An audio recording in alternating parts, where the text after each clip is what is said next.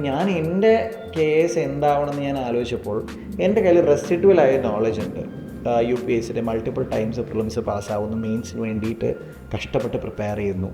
മലയാളമായിരുന്നു എൻ്റെ ഓപ്ഷണൽ. അപ്പോൾ അത് എൻ്റെ കയ്യിലുണ്ട്.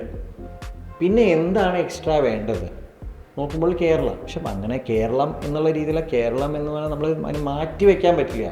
കേരളത്തിൻ്റെ ചരിത്രമുണ്ട്, അതിലൊരു സംസ്കാരമുണ്ട്, അതുപോലെ അതിന് കേരളത്തിൻ്റെ ഇക്കോണമി, ഇതെല്ലാം പഠിക്കേണ്ടതന്നെ, നമുക്ക് എടുത്ത് കളയാൻ പറ്റില്ല. ഇത് കേൾക്കുന്ന ഒരു PSC എക്സ്പേർട്ടിന് ഇത് കേൾക്കും, ഇതിലിപ്പോൾ എന്താണ് അത്ഭുതം പുതുമ എന്ന് തോന്നിയേക്കാം.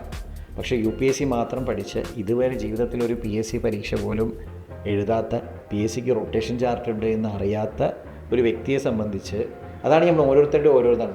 അത് എന്തോ ആയിക്കോട്ടെ. എനിക്ക് തോന്നുന്നു 2013 മോഹൻലാലിൻ്റെ ഒരു സിനിമ ഉണ്ട്, മറ്റേ ബട്ടർഫ്ലൈസ് ഉണ്ട്. അതിൽ എന്തോ റെഫറൻസ് എന്നോ ഞാൻ കണ്ടത്. പക്ഷേ ഞാൻ നോക്കുമ്പോൾ എന്നെ സംബന്ധിച്ച് എന്താണ് പ്രഷറില്ല, അതും ആലോചിക്കണം. അപ്പോൾ ഞാൻ നോക്കുമ്പോൾ ഇതിൽ 4 ഓപ്ഷനുകളിൽ ഒരെണ്ണം ശരിയാണ്. അപ്പോൾ അതെങ്ങനെയൊക്കെ എലിമിനേറ്റ് ചെയ്ത് കണ്ടുപിടിക്കാം എന്നുള്ളതിലപ്പുറം നമുക്ക് ചിന്തിക്കേണ്ട കാര്യമില്ല. ആ കുട്ടി എല്ലാ തവണയും പ്രിലിംസ് കഴിയുമ്പോൾ ഞാനും ആ കുട്ടി തമ്മിൽ ഫൈറ്റാണ്. കാരണം ഞാൻ 88, 90, 92 ഒക്കെ ചെയ്യുന്നു, ആ കുട്ടി എഴുതുന്നത് 72, 73. ഞാൻ ചോദിക്കും എന്താണ് ഇത് അറ്റംപ്റ്റ് ചെയ്യൂ, കാരണം എന്നിട്ട് ബ്രിങ്ക് ആവും കയറുമോ ഒക്കെ.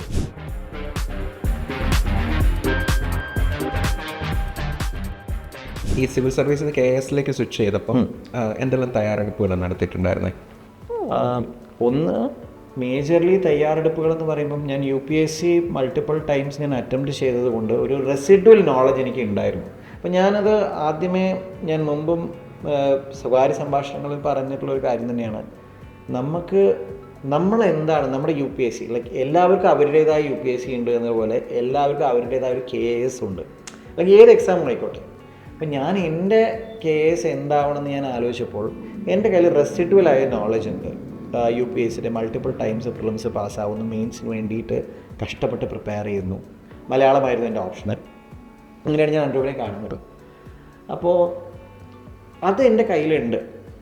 പിന്നെ എന്താണ് എക്സ്ട്രാ വേണ്ടത് നോക്കുമ്പോൾ കേരളം. പക്ഷെ അങ്ങനെ കേരളം എന്നുള്ള രീതിയിൽ കേരളം എന്ന് പറഞ്ഞാൽ നമ്മൾ അതിന് മാറ്റി വയ്ക്കാൻ പറ്റില്ല. കേരളത്തിൻ്റെ ചരിത്രമുണ്ട്, അതിലൊരു സംസ്കാരമുണ്ട്, അതുപോലെ അതിന് കേരളത്തിൻ്റെ ഇക്കോണമി, ഇതെല്ലാം പഠിക്കേണ്ടതന്നെ, നമുക്ക് എടുത്ത് കളയാൻ പറ്റില്ല. പിന്നെ more importantly we should know the exam. Kerala PSC ആണ് നടത്തുന്നത്, UPSC അല്ല. എൻ്റെ ആദ്യത്തെ കേരള PSC തുളസി എന്നുള്ള വെബ്സൈറ്റ് ഞാൻ ആദ്യമായിട്ട് കയറുന്നതും രജിസ്റ്റർ ചെയ്യുന്നതും സത്യം പറഞ്ഞാൽ KSന് വേണ്ടിയിട്ടാണ്. പക്ഷെ ഞാൻ ഇത്രയും കാര്യങ്ങൾ പഠിക്കുമ്പോഴും ഞാൻ തീരുമാനിച്ചു കുറേ കാര്യങ്ങൾ പഠിച്ചിട്ട് കാര്യമില്ലല്ലോ.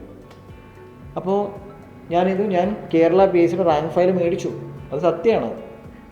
അതാണ് നമ്മുടെ സ്ട്രെങ്ത്. ഇപ്പോൾ ചിലപ്പോൾ ഇത് കേൾക്കുന്ന ഒരു PSC എക്സ്പേർട്ടിന് ഇത് കേൾക്കും, ഇതിലിപ്പോൾ എന്താണ് അത്ഭുതം പുതുമ എന്ന് തോന്നിയേക്കാം.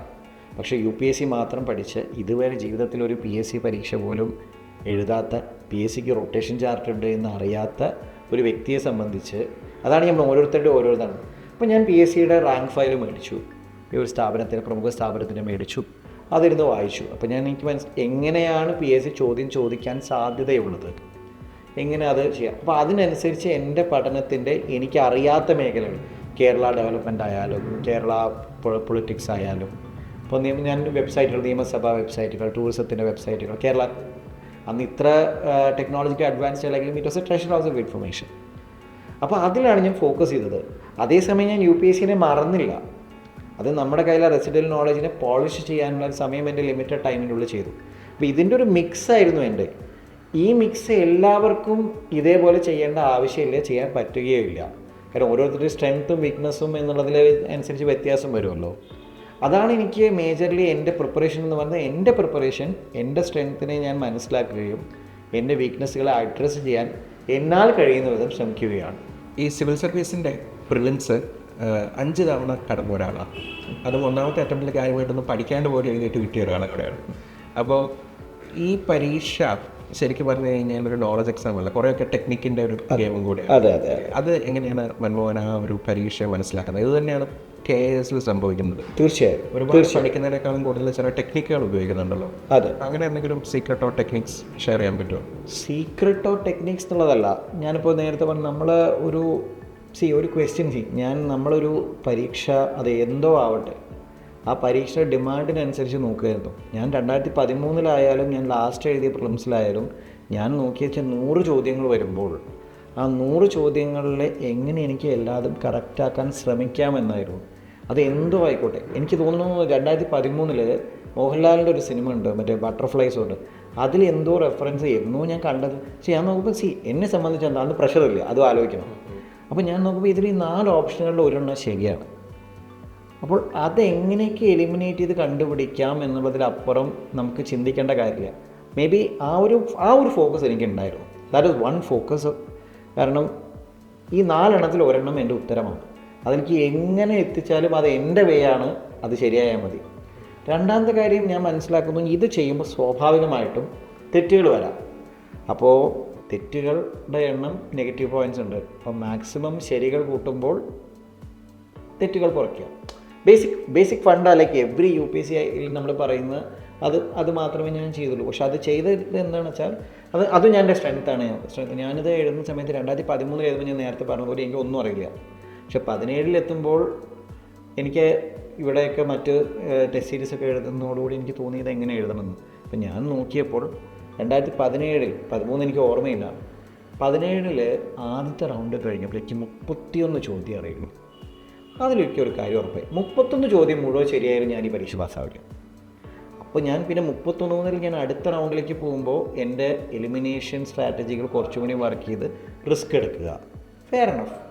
അങ്ങനെ പോയപ്പോൾ ഞാൻ 88 എത്തിച്ചു. അങ്ങനെയാണ് ഞാൻ എത്തുന്നത്. അപ്പോൾ ഞാനിത് പറയാൻ കാരണം ഈ ടെക്നിക് പെർസേ എന്നുള്ളത് ഒരു ക്വസ്റ്റ്യൻ കാണുമ്പോൾ UPSC അല്ലെങ്കിൽ PSC അല്ലെങ്കിൽ വിച്ച് എവർ കോമ്പറ്റേറ്റീവ് എക്സാം, നമ്മൾ അതിൽ ഒരെണ്ണം ശരിയാണ്. ആ തെറ്റുത്തരം കാണിച്ച് നമ്മളെ പറ്റിക്കാൻ നോക്കും. അതിൽ ചിലപ്പോൾ വീഴാം, പക്ഷേ എന്ന് വെച്ചിട്ട് എഴുതാതിരുന്നാലോ? This was my strategy. അതേസമയം എൻ്റെ ഒരു സുഹൃത്തുണ്ട്, ഷീസ് നൗ ഹൈക്കോടതി അസിസ്റ്റൻ്റാണ്. അവർ വളരെ നല്ലത്. അപ്പോൾ ആ കുട്ടി എല്ലാ തവണയും പ്രിലിംസ് കഴിയുമ്പോൾ ഞാനും ആ കുട്ടി തമ്മിൽ ഫൈറ്റാണ്. കാരണം ഞാൻ 88, 90, 92 ഒക്കെ ചെയ്യുന്നു. ആ കുട്ടി എഴുതുന്നത് 72, 73. ഞാൻ ചോദിക്കും എന്താണ് ഇത് അറ്റംപ്റ്റ് ചെയ്യൂ. കാരണം എന്നിട്ട് ബ്രിങ്കാവും കയറുമോ എന്നിട്ട് എവറി ടൈം. പക്ഷേ ആ കുട്ടി കയറും, ഞങ്ങൾ രണ്ടുപേരും ഒരുമിച്ച് മെയിൻസ് എഴുതും. പക്ഷേ നെക്സ്റ്റ് ടൈം, അത് third time what Xi did was, ഞാൻ പറഞ്ഞു തരുമ്പോൾ മൾട്ടിപ്പിൾ ടൈംസ് ഒക്കെ എന്നെ പോലെ മെയിൻസ് കയറുന്നില്ല. അപ്പോൾ she tried the other way around. She did 85, 86. That time she did not qualify. അപ്പോൾ ഞാൻ അതാണ് പറയുന്നത്, നമ്മുടെ സ്ട്രെങ്ത്ത് എന്താണെന്നുള്ളത്. ഷീ വാസ് വെരി അക്യുറേറ്റ്, ഭയങ്കര അക്യുറേറ്റ് ആയിട്ടുള്ള ഒരു ആസ്പിറൻ്റ് ആയിരുന്നു. അതിൽ നിന്ന് മാറി സഞ്ചരിച്ചപ്പോഴാണ് പാളിച്ച പറ്റിയത്. ഇപ്പോൾ ആനന്ദ് ജസ്റ്റിൻ, നമുക്ക് എല്ലാവർക്കും അറിയുന്ന ആനന്ദ് ജസ്റ്റിൻ, എനിക്ക് ഓർമ്മയുണ്ട് 2019,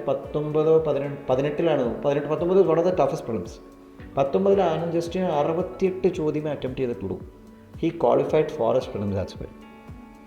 അപ്പോൾ അതാണ് എൻ്റെ മനസ്സിലുള്ള ഒരു പോയിൻ്റ്, അല്ലെങ്കിൽ ഞാൻ പറയാൻ ആഗ്രഹിക്കുന്നതും. എൻ്റെ ടെക്നിക്ക് എന്താണെന്ന് വെച്ച് കഴിഞ്ഞാൽ, ആ ഒരു പെർട്ടിക്കുലർ ക്വസ്റ്റ്യൻ ഞാനൊരു എൻറ്റയറിറ്റി കാണുന്നു, അതിനൊരു ഉത്തരം എന്തായാലും UPSCക്ക് ഒരു ഉത്തരം വേണം, ഡിലീറ്റ് ചെയ്യില്ല കേരള PSC പോലെ, മോറോഡ്ലെസ് ശരിയാണ്. അങ്ങനെ കണ്ടുപിടിക്കുക. അത് ഏത് രീതിയിൽ കണ്ടുപിടിച്ചാലും കുഴപ്പമില്ല. ഇപ്പോൾ GST ഇവിടെ ഒരു ക്വസ്റ്റ്യൻ ഉണ്ടായിരുന്നു. കാരണം boiled egg, raw egg, potato, നമ്മൾ പ്രോസസ്സിങ് വരുമ്പോൾ അങ്ങനെയൊക്കെയാണ് നമ്മൾ ചിന്തിക്കുക. സാധാരണ നമ്മൾ ചിന്തിക്കേണ്ട കാര്യമില്ല. അങ്ങനെ ചിന്തിച്ചിട്ടും എഴുതിയിട്ടുണ്ട്. ചിലത് ശരിയാവും, ചിലത് ശരിയാവില്ല. പക്ഷെ ആ ധൈര്യം വേണം. അത് ചെയ്തു. Because I know other go. നമ്മൾ UPSCയിൽ നിന്ന് ഒരു PSC ഒരു ടൈപ്പ് ഓഫ് എക്സാം എഴുതുകയാണ്. അതുപോലെ തന്നെ PSC പഠിക്കുന്ന ആളുകൾക്ക് ഒരു UPSC ലെവൽ എന്നുള്ള ഒരു പെർസ്പെക്റ്റീവ് ഉണ്ട്. ശരിക്കും മൻമോഹൻ്റെ ഒരു കോൺവെർസേഷനിൽ നിന്ന് മനസ്സിലായത്, ഇപ്പോൾ ഈ ആൻസറിൽ നിന്ന് മനസ്സിലായ ഒരു കാര്യം, നമുക്ക് ശരിക്കും ആ പറയുന്ന ബൈനറീസ് ആവശ്യമുണ്ടോ എന്നുള്ളതാണ്. കാരണം പല പരീക്ഷയുടേതായിട്ടുള്ള ടൈപ്പുകളും കാര്യങ്ങളും ഉണ്ടാവും. KSൻ്റെതായ യൂണീക്ക് ആയിട്ടുള്ള ഒരു രീതിയുണ്ട്. അതെ. അപ്പം അതനുസരിച്ചിട്ട് കണ്ടറിഞ്ഞ് പഠിക്കുക, ആ പ്രീവിയസ് ഇയർ ക്വസ്റ്റ്യൻസിനെ നോക്കി അതനുസരിച്ച് മനസ്സിലാക്കി പഠിക്കുക എന്നുള്ളതാണ്. കാരണം കംപ്ലീറ്റ്ലി UPSCയോ PSCയോ ഒരിക്കലും അല്ല. കാരണം അവിടെ ഇപ്പോൾ KSനെ കുറിച്ചെടുത്ത് പറയുകയാണെങ്കിൽ, KS അന്ന് ഞാൻ എഴുതിയ KS എന്ന് പറയുന്നത്, അല്ലെങ്കിൽ ഫസ്റ്റ് എക്സാം, സെക്കൻഡ് എക്സാം ഇപ്പോൾ ഒരു കമ്മിങ് അല്ലേ. അപ്പോൾ ആ exam was completely unlike any of the PSC exams which people wrote till then. And it was even for UPSC aspirants, it was not actually the UPSC which they were used to writing. അല്ലേ? അപ്പോൾ ആ പരീക്ഷ വന്നു. അപ്പോൾ ആ പരീക്ഷയായിട്ട് കാണും. Again ഞാൻ അവിടെ ചെയ്ത എന്താ കാര്യം വെച്ചാൽ ഞാൻ ഈ പരീക്ഷ എഴുതണം, അപ്പോൾ ഉത്തരം കണ്ടുപിടിക്കണം. അപ്പം അവിടെ എൻ്റെ റെസിഡറി നോളജ് ഓഫ് മൈ UPSC എന്നെ ഹെൽപ്പ് ചെയ്തിട്ടുണ്ട്. PSC എന്നാൽ PSCയുടെ ഫാക്ച്വൽ ആയിട്ടുള്ള, അപ്പോൾ ഫോർ എക്സാമ്പിൾ UPSCയിൽ കുറേ കൂടി ഇൻറ്റ്യൂട്ടീവായിട്ടുള്ള ഗെസ്സസിലൂടെ നമുക്ക് കിട്ടാം, അല്ലെങ്കിൽ ഇൻറ്റ്യൂട്ടീവായിട്ട് ആൻസർ ചെയ്യാൻ പറ്റുന്ന ക്വസ്റ്റ്യൻസ് ധാരാളം ഉണ്ട്, അല്ലെങ്കിൽ മോർ ഓർ ലെസ് ഉണ്ട് കുറേയൊക്കെ. ബിക്കോസ് എക്കോണമി ആയാലും പോളിറ്റി ആയാലും ഒക്കെ ആ ഒരു ഇതുണ്ട്. PSCയിൽ അതില്ല. PSCയിൽ കുറച്ചുകൂടി ഫാക്ച്വലാണ്. അപ്പോൾ അന്നത്തെ KS എക്സാമിന് മിക്സ് ഓഫ് ബോത്ത് ആയിരുന്നു. അപ്പോൾ ആ മിക്സിനെ നമ്മളെങ്ങനെ അഡ്രസ്സ് ചെയ്തു എന്നുള്ളതാണ് വ്യത്യാസം. അതാണ് ബൈനറീസ് ഇല്ലേ, correct. It is not KS, it is not UPSC, CAPF ആയാലും ഡിഗ്രി ലെവലായാലും എല്ലാം ഡിഫറെൻ്റ് ആണ്. അതിൻ്റെ ആപ്റ്റിറ്റ്യൂഡും aptitude same. How you address a question. അത് എന്ത് ഹാഫ് വോളി കിട്ടിയാലും ഫുൾ ടോസ് കിട്ടിയാലും യോർക്കർ കിട്ടിക്കഴിഞ്ഞാലും ബാറ്റ് ചെയ്യണമെന്ന് തീരുമാനിക്കുക, പിന്നെ വിടേണ്ട സാധനം വിടുക. അതാണ് എനിക്ക് തോന്നിയിട്ടുള്ളൊരു കാര്യം. ഈ ബൈനറീസിൽ കുടുങ്ങാതിരിക്കുന്നത് നല്ലത്.